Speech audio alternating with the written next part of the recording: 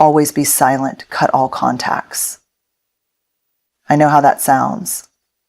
It sounds like giving up, like shutting down, like bitterness wrapped in bold letters. But let me tell you something. I've learned the hard way. Sometimes the bravest thing you can do is go quiet.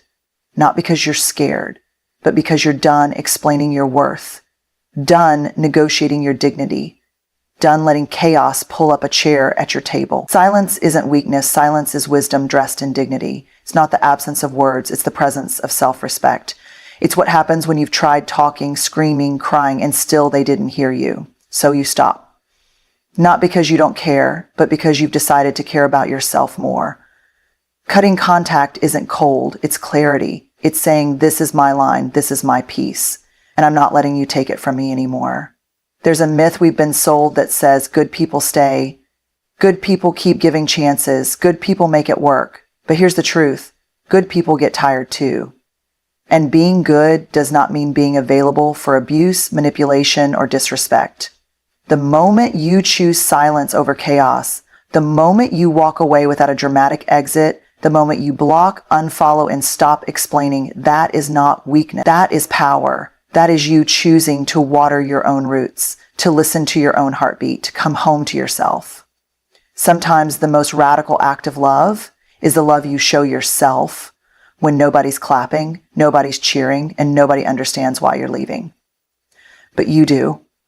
You know, and that knowing, that's your compass, that's your freedom. So if you're in a season where you've gone quiet, where you've cut ties, where you're rebuilding in the dark, I want you to know this. You are not heartless. You are not selfish. You are not cruel. You are healing. You are rising. You are reclaiming your peace. One boundary, one silence, one goodbye at a time. And that, my friend, is courage.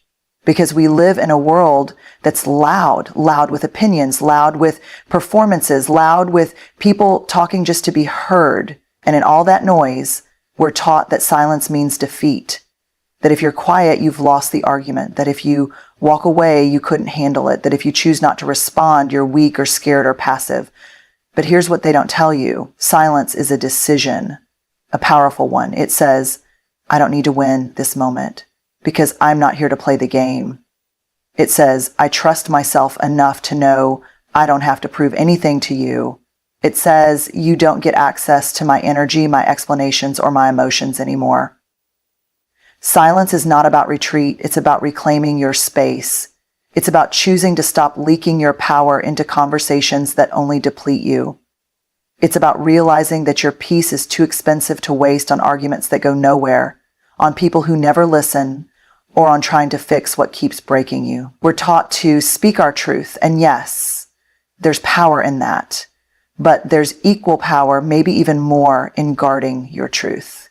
And knowing when your words are being thrown into a void, when your heart is being offered to someone who only shows up to dissect it, when your vulnerability is not being met with safety, but with strategy.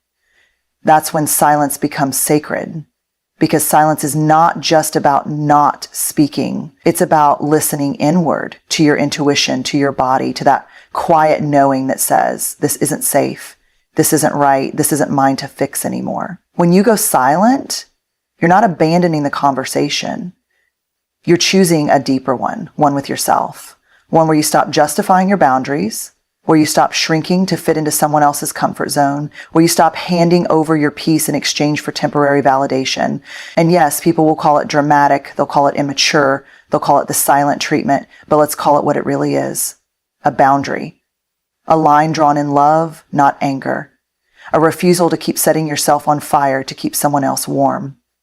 Silence is where you stop begging to be seen and start fully seeing yourself. It's where the healing begins, not out loud, but deep in the quiet, where your voice learns how to belong to you again. You don't owe access to people who violated your peace.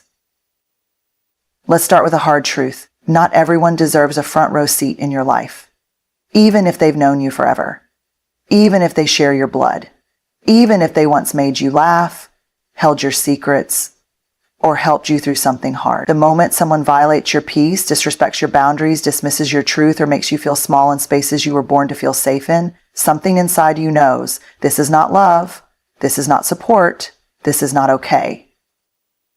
But then comes the guilt, the voice in your head whispering, you're being too sensitive, too harsh, too unforgiving. The conditioning that says, keep the peace, don't rock the boat, family's everything, loyalty over logic. And so you stay, you engage, you keep the door cracked open just in case they change, just in case you're wrong, just in case you're the problem. But here's the thing no one tells you loudly enough. You are allowed to change the locks on doors that were once wide open. You are allowed to close chapters that are still unfinished if the story is hurting you. You are allowed to say, I love you, but I love me more, and walk away. Access to you is a privilege, not a birthright, not a reward for persistence, not something earned through guilt or nostalgia. We don't talk about it enough, but maintaining relationships with people who disregard your peace is not noble, it's not mature, it's not the high road. It's self-abandonment disguised as grace. Yes, forgiveness is beautiful. Yes, compassion is powerful. Yes, people can grow. But that doesn't mean they get to grow on your time, in your space, at the cost of your mental and emotional safety. Sometimes the most honest expression of love for them and for you is space. Distance, disconnection. It's saying, I release you, I wish you well, but I will no longer be the collateral damage of your unhealed wounds. And that kind of clarity, it hurts, but it also heals. Because peace doesn't come from trying to keep people in your life. It comes from keeping yourself intact. So if someone has violated your peace and you're still doubting whether it's okay to pull back, let this be your permission slip. You do not owe them your energy. You do not owe them your presence. You do not owe them another chance. You owe yourself peace. Healing often happens in the quiet. No fireworks, no big breakthroughs posted online, no applause, just silence, stillness, space. That's what healing actually looks like. It's not always dramatic. It's not always obvious. Sometimes it's just you alone in a room, learning how to sit with yourself without running, learning how to breathe without bracing, learning how to stop performing survival and start living again. You know that part of the journey people don't see? The part where you're still breaking even as you're rebuilding? That part is sacred. That's the part where the real work happens. Healing isn't loud. It's not a checklist. It's not a Pinterest board of affirmations or a perfect morning routine. It's you choosing not to respond to the text you used to answer right away. It's you pausing when the urge to people please starts to bubble up. It's you crying on a Tuesday because your body finally felt safe enough to feel it all. It's you quietly noticing, I'm not triggered the same way anymore. I didn't reach for the escape this time. I let that person go and I didn't chase them. That's healing, not the big dramatic, I've changed moment, but the small shifts that happen in the silence when nobody's watching and everything still kind of hurts, but you're staying. You're staying with you. And listen, sometimes healing looks like isolation, not because you're avoiding life, but because you're reintroducing yourself to the parts of you that got buried under noise, expectations, and pain. Quiet doesn't mean stuck. It means the dust is finally settling. It means you're making room to hear your own thoughts without someone else's voice drowning them out. Room to feel your own grief without being told to get over it. Room to redefine what peace actually feels like in your body, not just what it looks like to others. And it's not linear. Some days you'll feel strong and other days you'll want to crawl back into old versions of yourself because they're familiar. But healing in the quiet gives you something you can't get from noise: clarity, intimacy with your own soul, a relationship with yourself that doesn't depend on being seen, validated, or saved. So if you're in the quiet season right now, if you're disconnected from people, if you're rebuilding routines, if you've stepped back from the world to tend to your own wounds, you're not lost. You're healing. And that's not something you have to explain to anyone. Let the quiet do what noise never could. There comes a moment in your healing journey where words stop working, where you've repeated yourself 1,000 different ways, soft, strong, silent, screaming, and still they don't hear you. Still they twist it. Still they minimize it. Still they ask you to shrink just a little more so they can stay comfortable. And you realize this isn't about talking anymore. This isn't about resolution. This is about liberation. So you stop answering. You stop explaining. You stop chasing closure from people who benefit from keeping you open and bleeding, and you cut contact. Not because you're bitter, not because you hate them, not because you're immature or can't handle conflict, but because you finally see it clearly. There's no peace in places where your presence is only valued on their terms. There's no healing in relationships that ask you to abandon yourself just to keep the connection. So no, cutting contact isn't cruelty. Cruelty was what you endured while staying connected. Cruelty was the gaslighting, the manipulation, the control masked as concern. Cruelty was being told you were too much when you were hurting and too cold when you got quiet. Clarity is seeing that and saying enough. Clarity is recognizing that love without respect is a performance. Clarity is honoring the version of you that no longer needs to be tolerated because she's finally being protected. Cutting contact doesn't mean you want revenge. It means you want rest. It means you want safety. It means you're choosing peace not just as a concept, but as a daily practice, one that requires discernment and distance. Will they understand? Maybe not. Will they call you the villain? Possibly. But clarity doesn't wait for consensus. Clarity moves for you, even if no one claps. And you don't owe a speech. You don't owe a goodbye. You don't owe a slow fade if it costs you your soul. Sometimes the kindest thing you can do for yourself is close the door with love, firmly, completely, finally. That's not cruelty. That's clarity. That's choosing the life you deserve over the one they expected you to endure. Let's stop pretending peace is passive. Peace isn't something you stumble into on a sunny Sunday morning with your favorite playlist and a matcha latte. It's not a default setting. It's a daily decision. It's work, quiet work, relentless work. And some days it's war. Because peace doesn't just show up, you build it.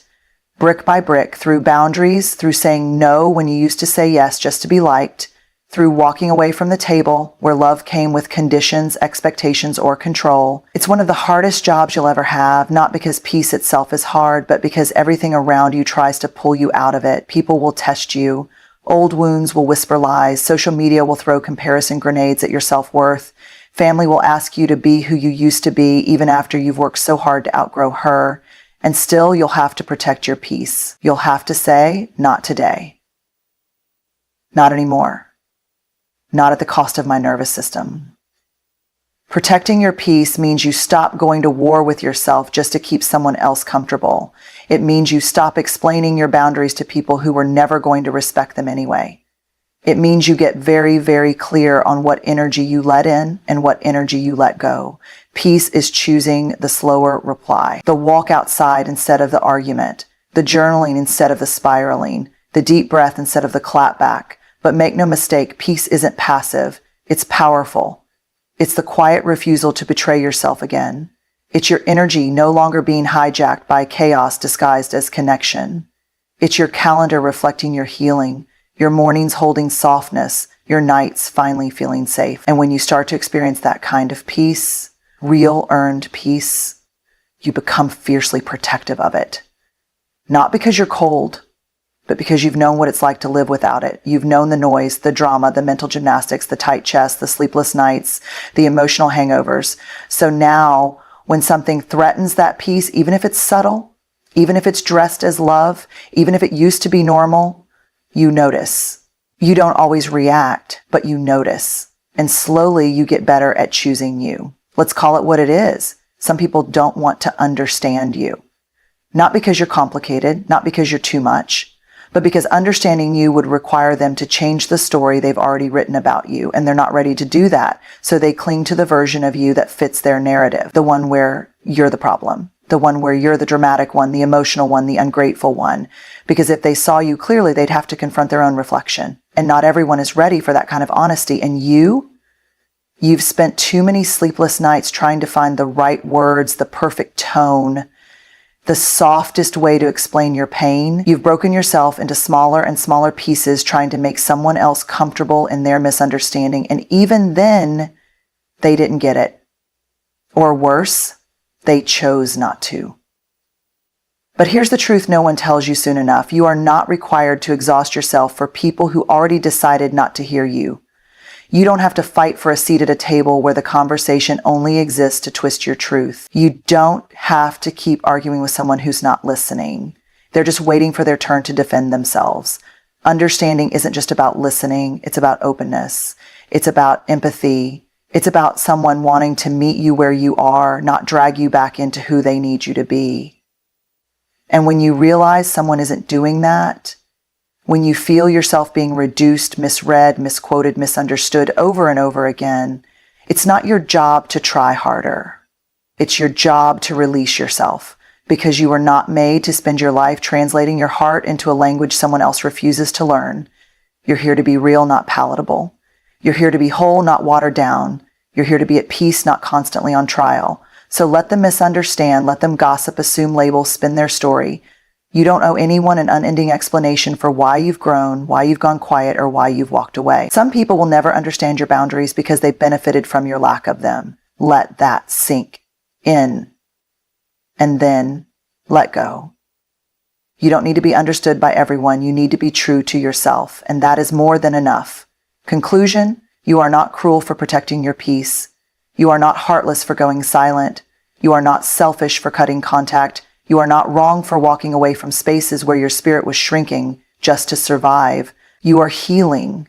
And healing isn't always soft. Sometimes it looks like disappearing. Sometimes it feels like losing everything. Sometimes it sounds like silence where there used to be noise.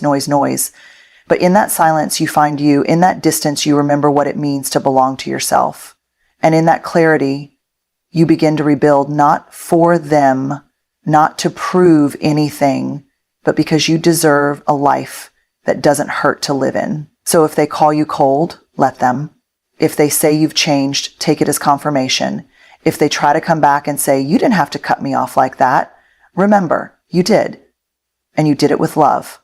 For them, for you, for the version of you that was drowning in the noise and finally chose to come up for air. You don't need to announce your healing. You don't need to explain your silence. You don't need to justify your boundaries. You just need to keep going. Because peace is not just the destination, it's the path. And you're already on it. Stay there, stay sacred, stay grounded, and let the silence speak for itself.